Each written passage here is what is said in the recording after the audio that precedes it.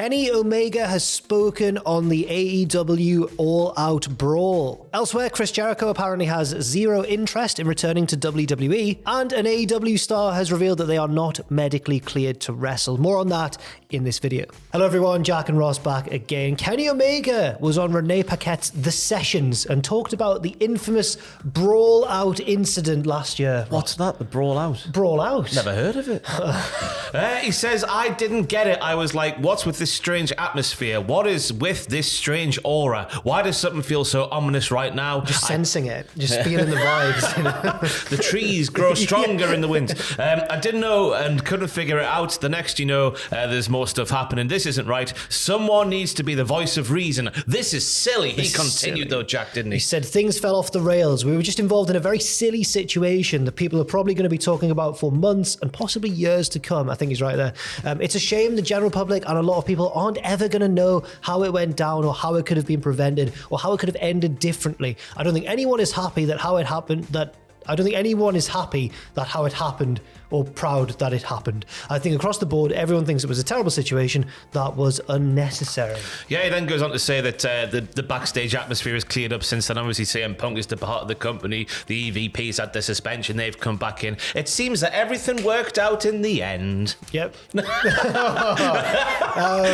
It's an interesting one, definitely. It's interesting to hear someone who was involved actually talk about it, because there's been, apart from snide references on the sides of Punk and the Bucks maybe here and there, there's not been anyone who's just come out and said like, yeah, it was bad and didn't have a nice time. Shall we put our tinfoil hats on for a second? Okay. Do you reckon, just with the ambiguity he's dealt with the issue here, that they've set up the possibility that it could be worked into a storyline? Maybe CM Punk, who has said he's going to wrestle in spite of one fan who said don't come back, or whatever he said on Instagram, whatever it was yesterday or the day before, that they could come back and just use this as the catalyst for a feud.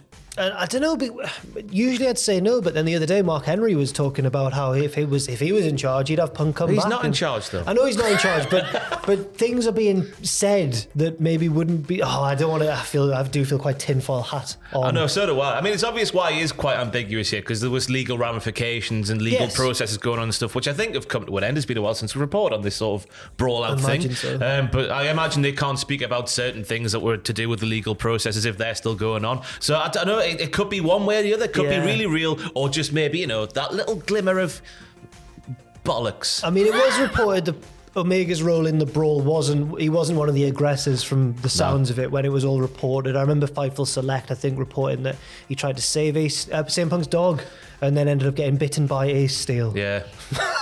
So, he was also a dog. Anyway, when CM Punk left in the aftermath of Brawl Out, it was obviously Chris Jericho who assumed the role of defender of AEW, saying he's not going back in my locker room. Yeah, Dave Meltzer, here's the entire scoop for you, my friend. Please speak glowingly about me and everything I do. Well, Jericho's recently done an interview with the Daily Star, of all publications, and spoke about AEW being the place where he closes out his career and whether or not he'd be open, Ross, to a WWE return. He says, I don't see why it, in brackets AEW, wouldn't be the place I finish my career. I don't hold a torch for WWE. To me, that's not the place to be. AEW is the place to be. It really is. I've been in the WWE. I know how it works. They work that way. I don't care if Vince is there, Hunter is there, or whoever is there. They have a way of doing things, and I was there for 20 years and was pretty good at it. What? I get what he's saying. Yeah. He goes on to say, I like the way we do things at AEW better, so I don't know why I wouldn't want to finish my career in AEW. I never thought that I wouldn't finish my career with WWE, but things happened, and I was just like, I want to go to Japan and do this match. The match with Kenny Omega in New Japan, and it opened up a whole new world for me, like in Aladdin. He didn't say like in Aladdin, that's my own spin.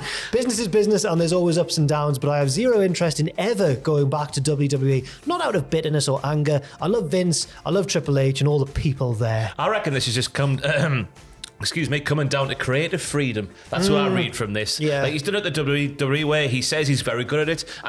Pretty good at it. We can't disagree with that. But now it seems like he's just got all the freedom in the world to do what he wants in AEW. And he has the feuds that start off at the end and then go full circle and end at the end again, like with Ricky Starks. We'll see that in Revolution. But I agree, and I think that from the reports, I mean, remember when Cody Rhodes came out and talked about the contract structure in AEW and said there's all these tiers, and at the top there's the Jericho tier. So it sounds like he's getting paid quite well to do do it as well. Oh, yeah. So why wouldn't he want to stay there? Yeah, fair And I enough. just imagine for a guy like him, it's a lot more relaxing to be there.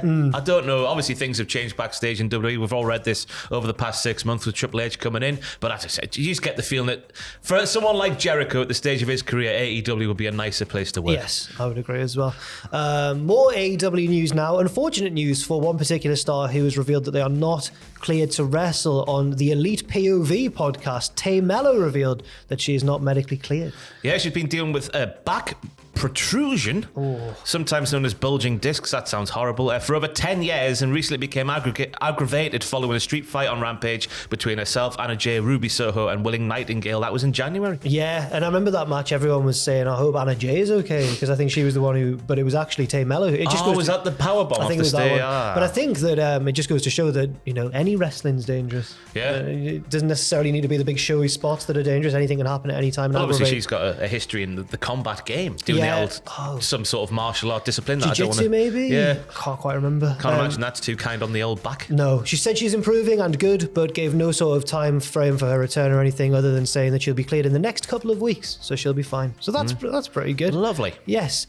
Now, Worked Wrestling, spelled WRKD Wrestling. I assume that's pronounced Worked I've been Wrestling. told this was the account that Sean Ross Sapp was like, yeah, they're cool. All right, so fair they've enough. got some sort of credence to their name. The Twitter account Worked Wrestling have reported there have been discussions in WWE of pushing Chad Gable as more of a serious single star while moving Otis to maximum male models in a comedy role.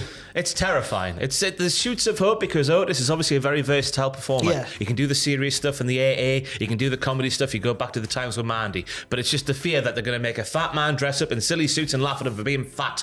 I don't want that to happen. Up the fat, lads.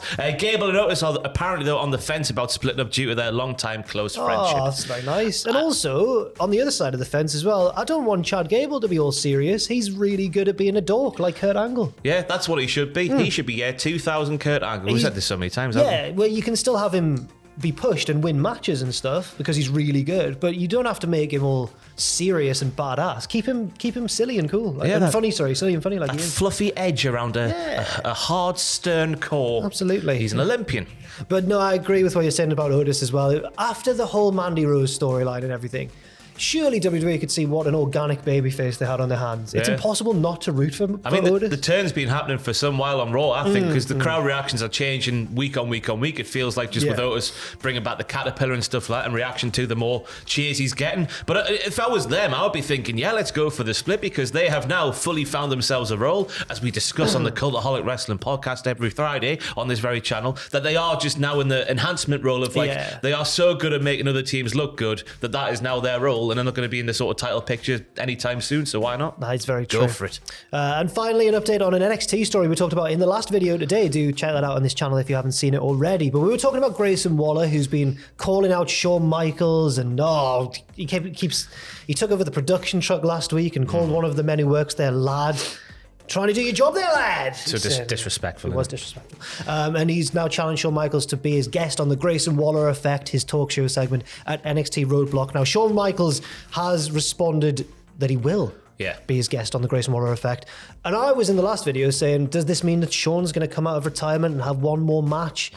Well, this next update, Ross, might say no. Well, you speculate it was off the back of Fraser, wasn't it? But it just turns out it wasn't exactly Fraser by himself. Apparently, it's a widely known rumour, innuendo, I don't know. Fraser put something out into the ether in the office, and I thought it was his original thought, but it turns out, I've since clarified with, apparently he heard, it's a general theory that's been floating about around there, that Dragon Lee could be coming, well, he's already signed with WWE, but could be coming in to NXT as this story. What am I trying to say here? Yeah, on behalf of Mr. Michaels. Thank you. Fighting on behalf of Shawn. Yeah, Grayson Waller was in a swimming pool on social media responding to Shawn Michaels saying, you're here for Roadblock, going to be the biggest Grayson Waller effect of all time, which Mr. Michaels is going to turn up, the corporate shill or the Heartbreak Kid himself. And then Dragon Lee replies to that video.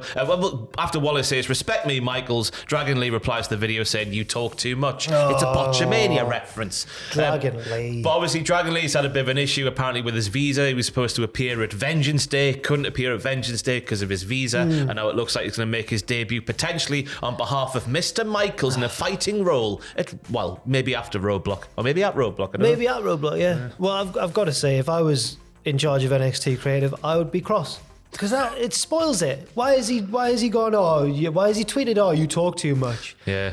Dragon Lee, man. Out of sight, out of mind. Yes, it would have been Now more he's been seen, he's in the mind. Yeah, absolutely. It's a shame. Anyway, we'll keep up to date with all the wrestling. We'll keep you up to date with all the wrestling news going forwards. Keep stage. I can't speak anymore at the end of this video. I don't know what's happened. Stay safe. Love you, bye. Is that how it goes? I say, stay safe out there. We'll see you very soon or something like that. We will Tom soon. does the love you bye thing. Oh, what happened to him? Don't know. Stay safe. Love you bye.